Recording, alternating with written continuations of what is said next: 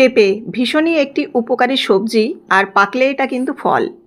কাঁচা অবস্থায় আমরা সাধারণত তরকারি করেই খাওয়া হয়।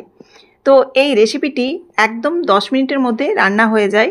আর যখন প্রচুর পরিমাণে বাড়িতে পেঁপে এসে যায় তখন আমরা কি করব ভেবে পাই না, কিন্তু এরকমভাবে যদি ভাজা করেন তাহলে বাচ্চা থেকে বড় কিন্তু সবাই খেতে পারবে, আর খেতেও কিন্তু দুর্দান্ত স্বাদ। তো চলুন দেরি না করে শুরু করা যাক এই রেসিপি। নমস্কার বন্ধুরা, আমি সোমা আবারও চলে এসেছি আরেকটি রেসিপি নিয়ে। আজকে একদম ঝটপট রেসিপি হবে, তো অবশ্যই পুরো রেসিপিটি দেখতে থাকুন। দেখুন, এখানে পেঁপেটা আমি খোসা ছাড়িয়ে লম্বা লম্বা একটু মাঝারি সাইজ করে কেটে নিচ্ছি। খুব একটা কিন্তু পাতলা কাটবো না, আবার খুব মোটাও কাটবো না। তো খোসাটা অবশ্যই কিন্তু পরিষ্কার করে ছাড়িয়ে নিতে হবে। সঙ্গে এই যে বীজগুলো আছে, এই মুখের অংশটা কিন্তু কেটে ফেলে দিতে হবে, অর্থাৎ বীজটা এবং উপরে যে একটু হালকা মতো পাতলা করে ফেলে নিলাম। এবার এই পেঁপেটা কিন্তু পরিষ্কার করে এবার ধুয়ে নিতে হবে। এই রেসিপিটি গরম ভাতের সাথে কিন্তু ভীষণ ভালো লাগে। আর যেহেতু এই ভাজাটা একটু মিষ্টি মিষ্টি খেতে হয়, সেজন্য কিন্তু বাচ্চারা ভীষণভাবে পছন্দ করে।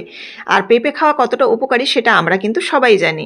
তো এবার দেখুন, পেঁপেটাকে পরিষ্কার করে ধুয়ে নিয়েছি। এবার কড়াইয়ের মধ্যে আমি 1 কাপের মতো জল দিয়েছি পেঁপেটা সেদ্ধ হওয়ার মতো, দিয়ে একটু লবণ দিয়ে দিলাম আর খুব সামান্য হলুদ দিয়ে এই পেঁপেটা দিয়ে এবার নাড়াচাড়া করে ভালোভাবে মিশিয়ে নেব।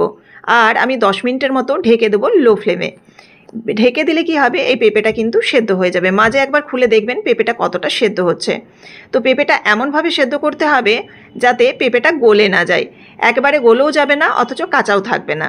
দেখুন, একদম সুন্দরভাবে সেদ্ধ হয়ে গেছে। ব্যাস, এবার কিন্তু গ্যাসের ফ্লেম অফ করে পেঁপেটাকে জল ঝেড়ে আমি তুলে নেব। তুলে নেওয়ার পর অবশ্যই কিন্তু একটু যেন ঠান্ডা হয়ে যায় সেদিকে কিন্তু খেয়াল রাখতে হবে। এবার এই কড়াটাকে আবারও আমি পরিষ্কার করে ধুয়ে নিচ্ছি। ধুয়ে নেওয়ার পর এই কড়াইয়ের মধ্যে দিয়ে দেব সরষের তেল। আর এখানে তেলের পরিমাণটা দেখুন কতটা কম লাগে, একেবারে হাফ চামচ বা তারও কম দিলে কিন্তু হবে। এবার গোটা জিরে আর শুকনো লঙ্কা অবশ্যই কিন্তু একটু দেবেন। যদি খুব ছোট বাচ্চারা খায় তাহলে শুকনো লঙ্কাটা নাও দিতে পারেন, তবে শুকনো লঙ্কাটা একটা ফ্লেভার নিয়ে আসে ঝালের সাথে সাথে।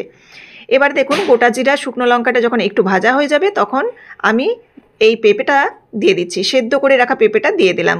অবশ্যই পেঁপেটা একটু ঠান্ডা করে দেবেন, নইলে কিন্তু কড়াই একটু লেগে যাওয়ার চান্স থাকে গরম অবস্থায় দিলে। দিয়ে দিচ্ছি হাফ চামচের মতো চিনি। এই চিনিটা কিন্তু অবশ্যই একটু দেবেন, এটা মিষ্টি মিষ্টি খেতেই কিন্তু এই রেসিপিটা ভালো লাগে। হাফ চামচের মতো চিনি দিয়ে নাড়াচাড়া করে নিলাম। নাড়াচাড়া করে একটু লাল যখন হয়ে যাবে তখন কিন্তু নামিয়ে নিতে হবে। অসাধারণ একটা জিরের ফ্লেভার থাকে, সঙ্গে লঙ্কাটা একটু ফাটিয়ে দিয়েছি সেজন্য কিন্তু হালকা একটা ঝাল ভাবও থাকবে, সঙ্গে মিষ্টি ভাব। গরম ভাতের সাথে দুর্দান্ত লাগে। বাচ্চারাও কিন্তু এই রেসিপিটা ভীষণভাবে পছন্দ করে। পেঁপে কতটা শরীরের জন্য উপকারী সেটা আমরা সবাই জানি। তো রেসিপিটি যদি ভালো লেগে থাকে অবশ্যই লাইক, কমেন্ট এবং বন্ধুদের মাঝে শেয়ার করতে ভুলবেন না। ফেসবুক থেকে দেখে থাকলে অবশ্যই পেজটিকে ফলো করে দেওয়ার অনুরোধ রইল, আর ইউটিউব থেকে হলে অবশ্যই সাবস্ক্রাইব করে বেল বাটনটি প্রেস করে দেবেন। আবারও দেখা হচ্ছে নতুন রেসিপির সাথে। ধন্যবাদ।